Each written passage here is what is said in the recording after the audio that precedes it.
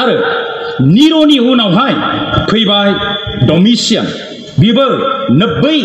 सननिफ्राय लानानैहाय 96 सनसिम बे ख्रिस्टियानफोरखौ नासयदों बेनि उनावहाय ट्राजन मार्कुस आउरेलियास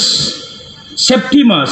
डिसियास ट्राबनियास भेलेरियान डायोक्लिसियान गालुस बिसोर गासैबो 10 जन रमान एम्पेररमोन जायफ्रा ख्रिस्टियानखौहाय गिलु बालु नासयदों बिसोर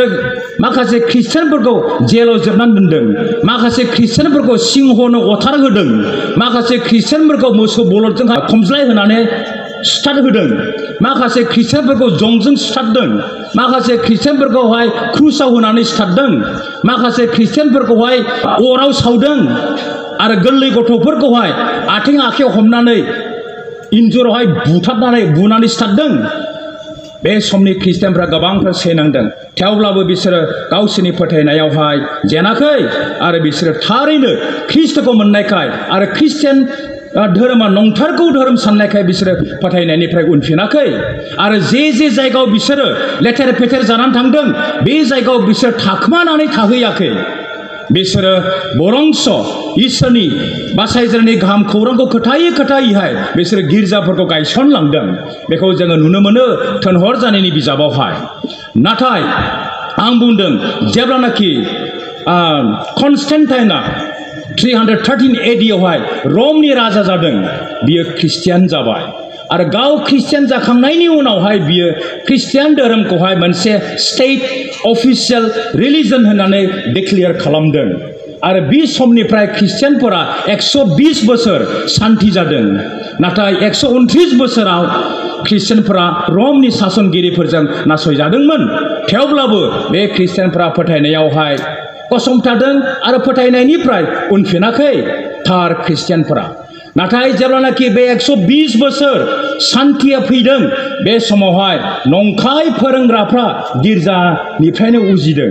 आरो बे नंखाय फोरोंग्राफ्रा नंखाय फोरोङैहाय गिर्जाफोरखौ लेथेर फेथेर खालामदों नंगुबै ख्रिस्टियानफोरखौबो आन्दायहोदों फोथायनायावहाय आरो बिसोरखौहाय नंखायनि लामाजोंहाय दैदेनलांदों आरो बे नंखाय फोरोंग्राफोरनि सोमोन्दै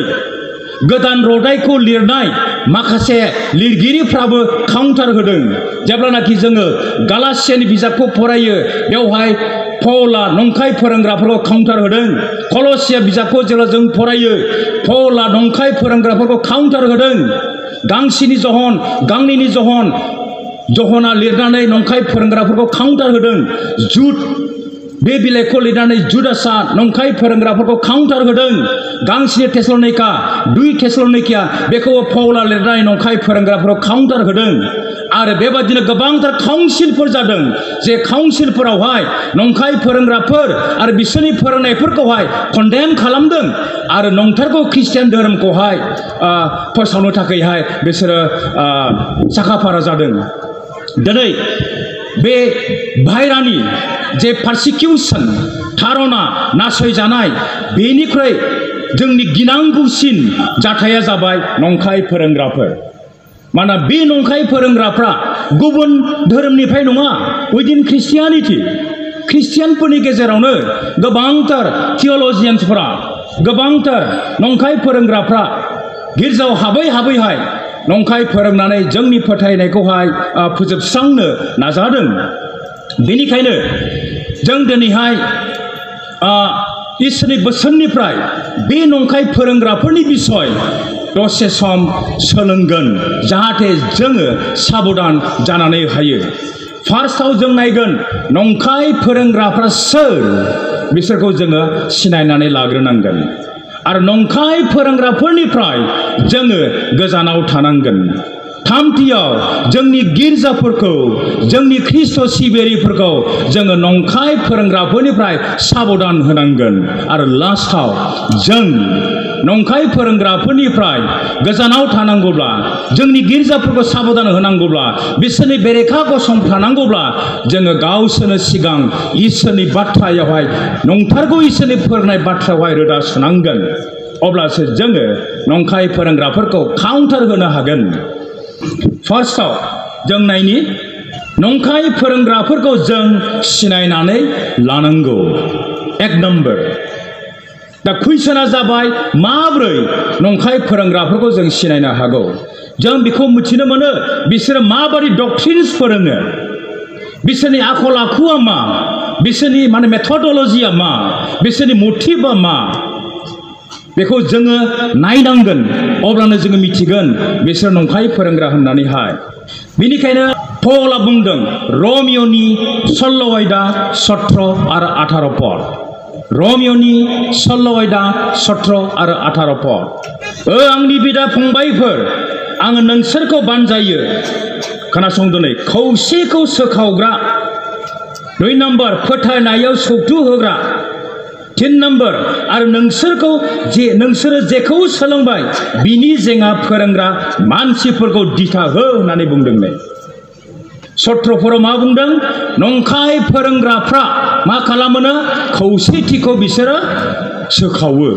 2 नम्बराव बुंदों फोथायनायावहाय सौथु होयो 3 नम्बराव बुंदों बिसोरो जे इसोरनि बोसोनखौ नोंसोरो सोलोंबाय बिनि बेरेखा फोरोंनानै नोंसोरखौ आन्दाय होयो होनना बुंदों आरो बिसोरबादि मानसिनिफ्राय नोंसोरो साबधान जानानैहाय था होननानैहाय बाइबेला जोंखौ फोरोंदों 18 पद मानोना बेफोरबादि मावग्राफ्रा ख्रिस्ट जोंनि फोरबोखौ सिबियाखै होनना बुंदोंनो बे नंखाय फोरोंग्राफ्रा थारैनो ख्रिस्ट फोरबो जिसुखौ सिबियाखै अब्ला सोरखौ बिसोरो सिबिदों खोनासं गाव गावनि उदैनि थाखायसो होसोदों गाव गावनि उदैनि थाखायसो बिसोरो होसोदों आरो बिसोरो माब्रै मानसिफोरखौ बरायो बिसोरनि माने मेथडलजिया मा बे जाबाय बिसोरो मेलेवनाय आरो मोजां बाथ्राफोरजों बुरखायनानै मानसिफोरखौ आन्दायहोयो होननानै बुंदों बिसोरो बिसोरनि हाबाया मा खौसेथिखौ सिखावग्रा मानसिफोरखौ फोथायनायाव सौथु होनाय आरो जे इसोरनि बोसोनखौ नोंसोर सोलोंबाय बेनि उल्था फोरोंनानै नोंसोरखौ आन्दायहोनाय बे बिसोरनि थांखि आरो बिसोरनि जे माने मटिभ बियो मा जाबाय गावसोरनि उदैनि थाखायसो बिसोरनि उदैयानो बिसोरनि इसोर जायनि जुनै बिसोरो बेफोरबादि फोरोंनानै मानसिफोरखौहाय गावसोरनि उन लांफानो नागिरदों आरो बिसोरनि माने मेथडलजिया मा बे जाबाय मेलौनाय आरो मोजां बाथ्राफोरजों बुरखायनानै मानसिफोरखौ आन्दायहोयो खोनासं गुवाहाटीयाव आंहा सासे स्टुडेन्ट दंमोन गार' कमिउनिटिनिफ्राय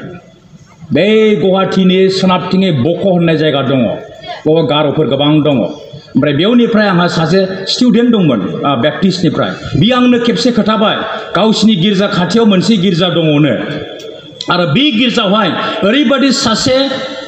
पास्टारा उजिबाय आरो बियो बेबादि फोरोंबाय जिसुआ उमुक थारिखआव फैफिनसिगोन बिनिखायनो जोङो थाम थिम जानानै थादिनि आरो जाय मानसिफ्रा बिनि फोरोंनायखौ फोथायदों बिसोरो गावसोरनि हा हु खायसेया फानबाय खायसेया जाथि खुरमानो होबाय मानोना सोरगोआव लांफानो मोना ना मोसौबो लांफानो मोना बोरमा अमाबो लांफानो मोना हाबो लांफानो मोना गुबुननो होजोबबाय ओमफ्राय बे पास्टारा बुंबाय फै जों बै हाजोआव थांनानै नेहैदिनि बे हाजोआवनो जिसुआ फैगोन होननानै बुंदों 18 थारिखआवहाय आरो बे मानसिफ्रा थांबाय नेबाय सम जाबाय जिसुआ दाबो फैया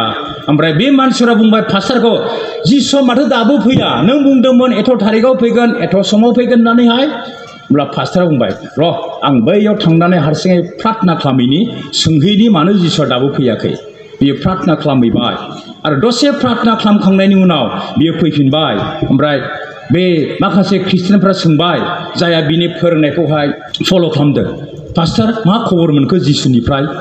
बे पास्टारा बुंबाय खबराथ' दिनै गाज्रिथार मा खबरब्लाय जिसुआ दिनैहाय लोमजादोंनो बिनिखाय फैनो हाया सोरगोआवबो लोमजायो नामा नुजा होजानि 21 मा बुंदों थैनायबो गैया गांनाय उखैनाय गैया लोमजानाय गैया सैसोनाय गैया जिसुआनो लोमजायोब्ला जोंथ' मा जाहैगोनथाय सोरगोआव जिसुआ लोमजादोंनो दिनै बिनिखायनो फैनो हाया मिन्थिबाय ना नंखाय फोरोंनाया बेसेबां माखासे ख्रिस्टियानफोरखौ आन्दाय होदों फोथायनायाव सौथु होदों आरो गासैबो गावसोरनि मोनदेरनायनि थाखाय बिसोरो बाइबेलखौ इसोरनि बाथ्रा होननानै फोथाया जिसुआ दे सासे इसोर बेखौ बिसोरो फोथाया जिसुआ जे थैनायनिफ्राय थांखांफिनदों बेखौबो बिसोरो फोथाया जिसुआ जे गोथार जिउनि सोमोगोनां खामानिजोंहाय आयथा सिख्ला मरियामनि गोरबोआव सोमजिनानै सारिजादों बेखौबो बिसोरो फोथाया जिसुआ जे खेबनै फैफिनगोन बेखौबो बिसोरो फोथाया नोरखो दं बेखौबो बिसोरो फोथाया गोथार जिउआ दे इसोर बेखौबो बिसोरो फोथाया जेब्लानाखि आङो बेंगालरावहाय MTS फरायदों आङो फार्स्ट इयारावनो दङमोन ओमफ्राय मोनसे बाइबल कलेजावहाय बेंगालराव आं नामखौ बुंला नोंला सोरनावबा नांनो हागौ मोनसे बाइबल कलेजावहाय इंटर रिलिजियस डायलग मिटिं जादों माने गुबुन गुबुन धोरोमनि मानसिफ्राबो फैनानैहाय गावसिनि धोरोमनि सोमोन्दै बुंनो हागोन आरो ओमफ्राय जोंबो थांबाय कलेजनिफ्राय जोंखौ फाथायहैबाय थांनाय लोगो लोगोनो जोङो नुबाय मोनसे सावगारि माने मूर्ति बादि बानायदों आरो बे जाबाय आधाया कृष्ण ओमफ्राय गोजौना ख्रिस्ट